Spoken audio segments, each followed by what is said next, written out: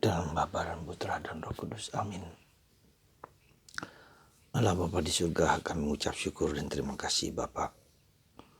Pada hari ini kami merayakan hari raya tubuh dan darah Kristus Putramu yang terkasih, yang memberikan segala-galanya bagi kami, supaya kami dapat bersatu dengan Engkau sendiri. Curahkanlah kepada kami rahmat kasih-Mu,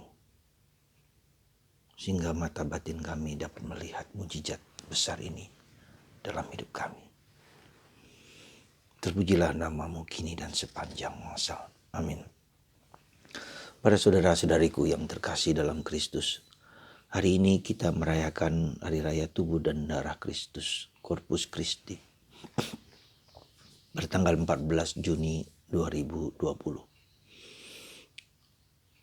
Sungguh sesuatu yang berat bagi kita ketika kita tidak dapat merayakan Ekaristi.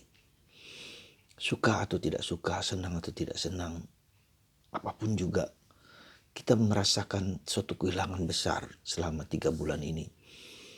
Ketika gereja dalam tanda petik yang melarang untuk mengadakan Ekaristi di tempat publik karena takut akan pandemi coronavirus. Dan kita hanya menerima tubuh Kristus lewat online. Ya. Meski kita mengatakan bahwa tetap kita menerima tubuh Kristus secara komuni batin, tetapi tetap tidak bisa menggantikan pengalaman batin, pengalaman hati, perasaan-perasaan kita yang sangat kehilangan ya, kekuatan yang kita dapatkan dari Ekaristi. Ketika kita menerima sendiri tubuh dan darah Kristus.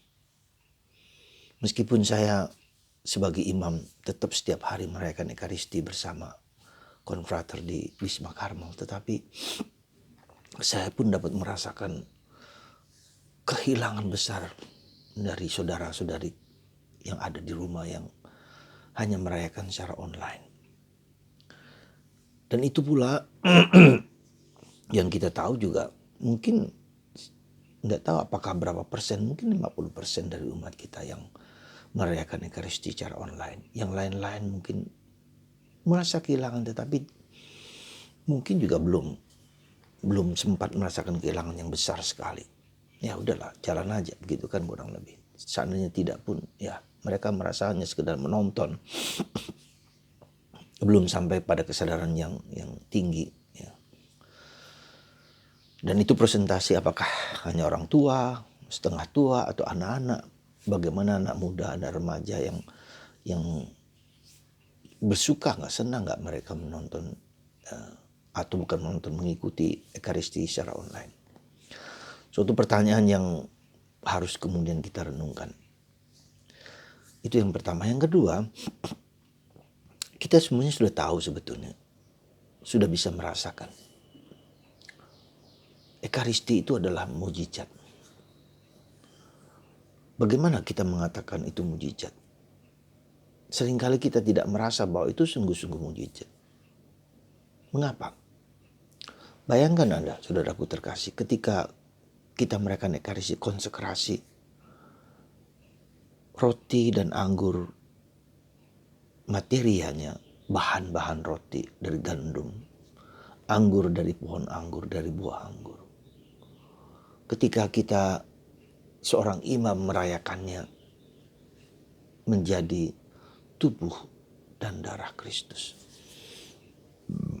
Terjadi perubahan transformasi substansial. Ya. Artinya apa? Transubstansiasi. Artinya apa? Materianya tetap roti dan anggur. Tapi substansinya sudah berubah. Menjadi tubuh dan darah Kristus. Tidakkah ini suatu mujizat? Tidakkah ini sesuatu perubahan yang signifikan, yang substansialis formanya? Materialnya, bahannya tetap sama, tapi formanya berubah dari forma roti dan anggur menjadi forma tubuh dan darah Kristus.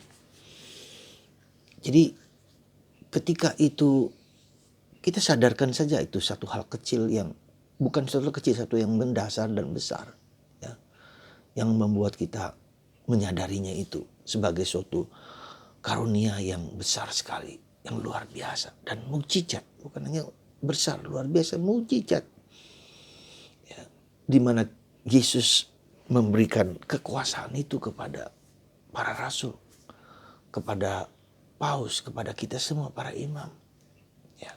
Nah, saudaraku yang terkasih dalam Kristus, seandainya satu hal ide ini ya saja yang kita mau renungkan di saat hari ini, Anda merasakan perubahan ketika Anda tidak mengalami menerima tubuh Kristus, darah Kristus. Apa yang Anda rasakan? Ya. Apa yang Anda dambakan? Ya. Bisa banyak hal yang mau disampaikan, tapi mari kita lihat sebentar, ada sesuatu yang mungkin ya ini pun bisa menjadi blessing in disguise, ya, rahmat tersembunyi dari apa yang tidak kita alami selama 3 bulan ini, bahkan nanti 3,5 bulan sampai akhir Juni. Ya,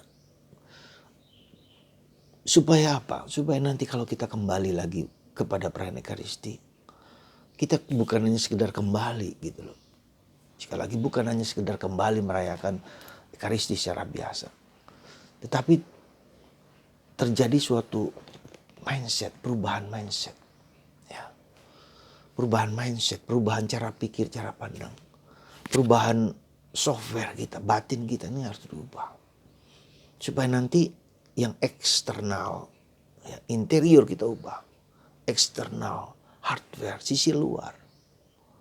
Itu bukan sekedar kembali. Jadi ini juga suatu mungkin mukjizat yang kedua yang kita katakan. Jadi tadi kita tahu tubuh dan darah Kristus.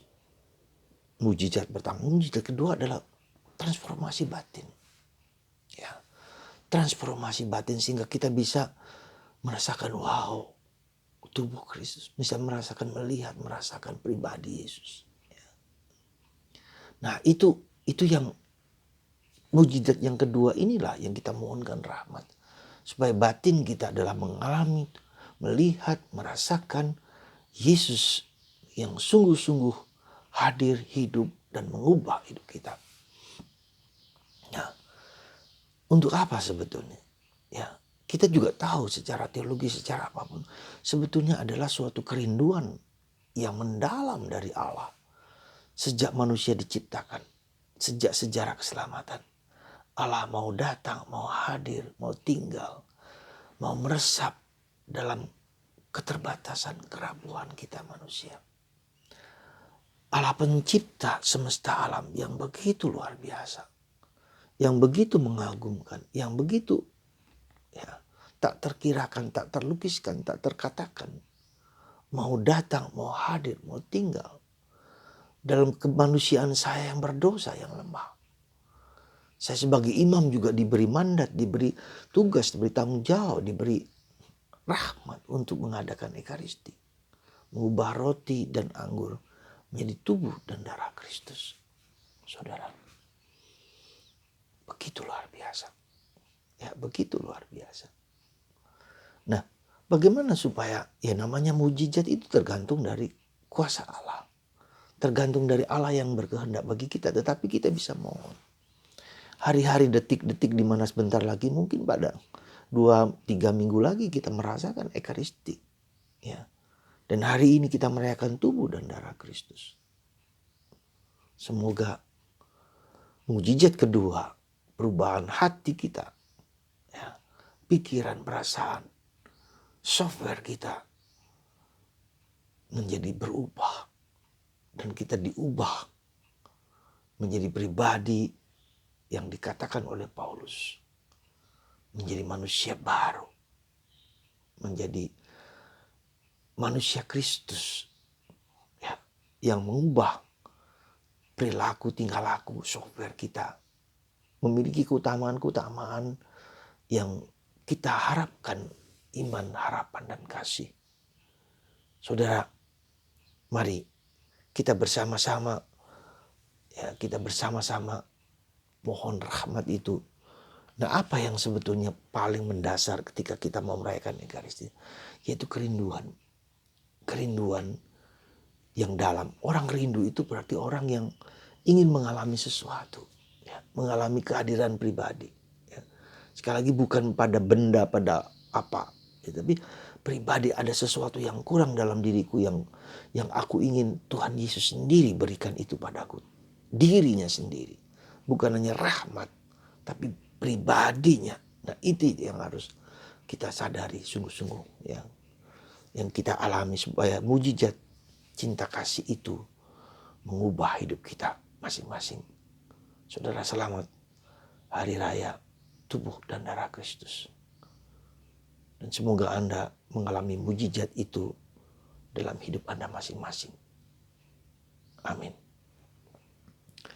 Bapa di surga, berkatilah anak-anak-Mu ini yang sangat-sangat rindu mendambakan Engkau. Yang mereka dambakan dalam hati, pikiran, seluruh diri Anda. Kau telah memberikan mujizat yang luar biasa. Karena Engkau ingin bersatu dengan kami yang lemah dan berdosa ini. Tapi Tuhan, kami tahu betapa tidak mudahnya kami mengalami mujizat itu dalam batin kami. Ubahlah software kami, ubahlah mindset kami, ubahlah cara pikir, cara pandang, cara hidup kami. Sehingga kami dapat merasakan Engkau yang hadir. Secara khusus ya Bapa, pada hari raya ini, alirkanlah rahmat-Mu kepada anak-anak-Mu ini sekarang juga. Alirkanlah ya Roh Kudus. Iya, berkat-Mu atas anak-anak-Mu ini ya Bapa, sehingga mereka rindu mempersembahkan seluruh hidup mereka, hidup kami semua, dan Kau ubah menjadi manusia baru, seperti yang Kau dambakan juga bagi kami. Berkat-Mu ya Bapa, dalam nama Bapa dan Putra dan Roh Kudus. Amin.